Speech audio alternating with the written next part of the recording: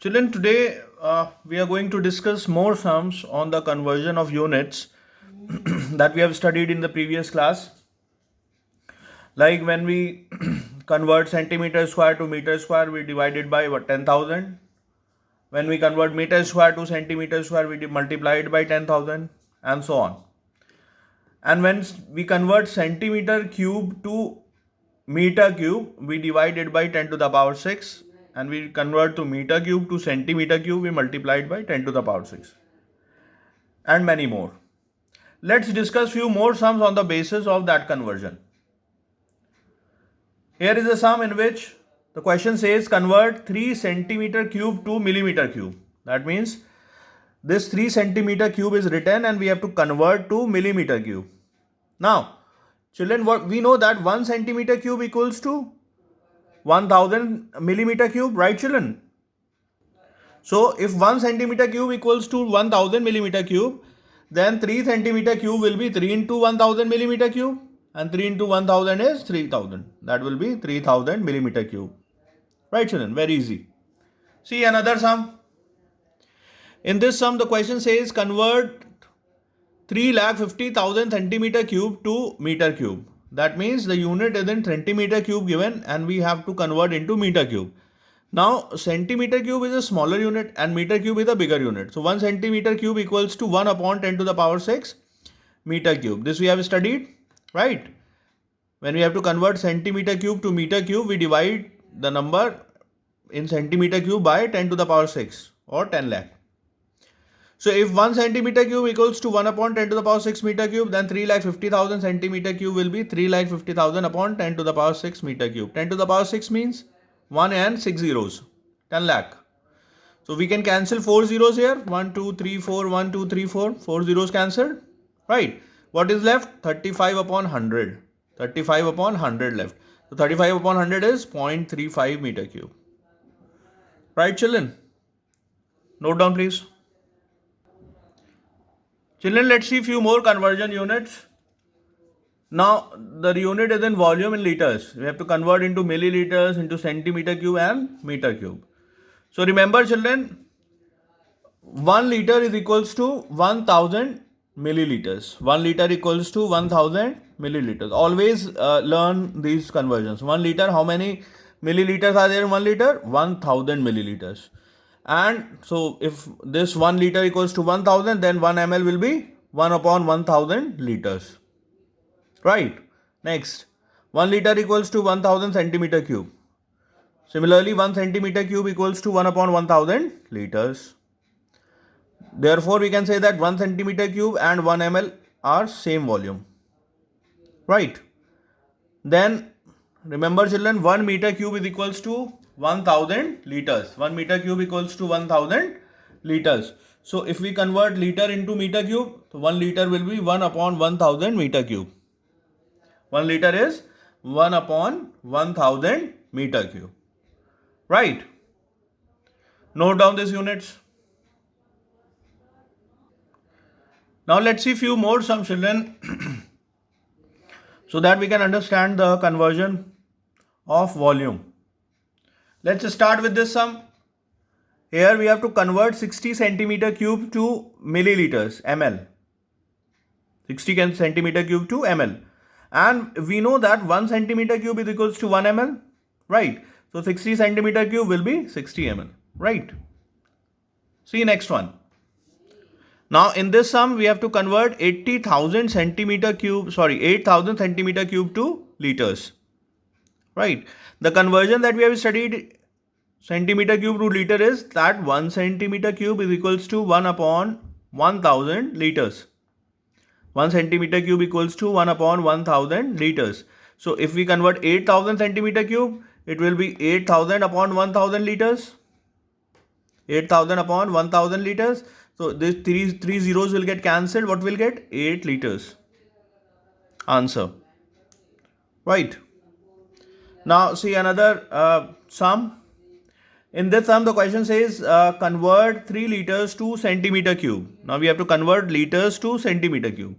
And we have studied that 1 liter equals to 1000 centimeter cube. 1 liter is equals to 1000 centimeter cube. So 3 liters will be 3 into 1000, that will be 3000 centimeter cube. Right, children? Note down, please.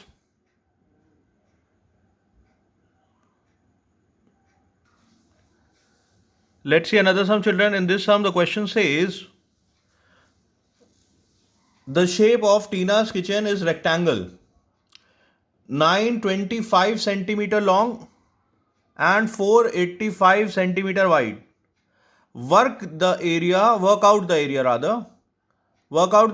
of Tina's kitchen in square meter. Show how to use estimation to check your answer. Now first we have to calculate the area and then we have to estimate that area, right? Round off. You have to do the estimation to check whether the answer we have calculated is correct or not, right? Let's calculate the area of Tina's kitchen first. So here what the information that we are given with, length is 925 centimeter and breadth is 485 centimeter. So area of rectangle formula is length into breadth, right? So when we substitute the value of length and breadth and multiply, the product that we'll get is 448625 centimeters square. Now the question says work out the area of Tina's kitchen in square meters. Square meters, that means we have to convert the centimeter square to meter square, right? Now we have studied that 1 centimeter square is 1 upon 10,000 meters square, right? So if we convert this meter square into centimeter square to meter square, we'll divide it by 10,000. When we do that, we'll get the result 44.8625 meters square. This is the answers in decimal form. When we do the round off, we'll get 45 meters square. And if we apply our estimation, that means 925 centimeters is the length. So if we estimate the length, round off the length up to nearest 100, we'll get 900 centimeter. Breadth will be 485. Round off the estimate the breadth. Estimated breadth will be 500 centimeter. So the area will be length into breadth. That is 9 in 5 is 45 and 4 zeros. That is 45,000 centimeters square. So when we convert centimeter square into meter square, we'll divide this value by 10,000. So 4 zeros will get cancelled and it will be 45 meters square. Right, children? So now you can say that the estimated value is same. So we have checked, verified the answer by estimation that our answer is correct. Right, children? So this is the first part of the sum question. We'll do the B part after this. Note down this first.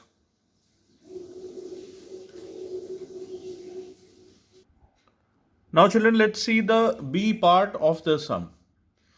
In the second part, the question says, if the cost of flooring is $56 per square meter and it is given that it is only sold in whole number of square meter. Whole number of square meter, that means you cannot sell 45.2 or 45.8 or 44.6. It should be either 45 or 44 or 46, right? There will be no decimals, right? So whole numbers, it will be only sold in whole numbers of square meters. Then the question is how much Tina pay to buy flooring for the kitchen floor. That means the cost that Tina will pay for the kitchen flooring. And how to use inverse operation to check your answers. Then we have to use inverse operation to check whether the answer that we have calculated is correct or not. Right. Let's do the solution. Now, 45 meter square is the area of the flooring and the cost of 1 meter square is $56, right? So, if the cost of 1 meter square is $56, then the cost of 45 meter square will be greater. So, 45 into 56, that will be $2,520. So, this is the cost of flooring that the question is asking. Now, we have to check. We have to apply inverse operation to check whether the answer is correct or not. So let's apply inverse operation. Now we can say that the cost of flooring cost is $56 for how much meter square? For 1 meter square. So the flooring cost will be $1 for how many meter squares? It will be 1 upon 56. That means $1 less meter squares. So it will divide it by 56. So the flooring cost is $1 for 1 upon 56 meters square, right? So the total cost is this much, 2,520. So we can say that now flooring cost is 2520 for how many meters square? It will be 2520 upon 56 meters square. When we divide, we'll get 45 meters square. That was the area of the floor. Right. So we have operated inverse operation to check and got the area of the floor from where we have started our calculation, finding the cost. So we have used this cost to find the area, cross check the answers by inverse operation. Right, children, understood? So you solve the sums of the first exercise, right? Complete the first exercise in your fair registers, and any problem, let me know. Right, note down this much.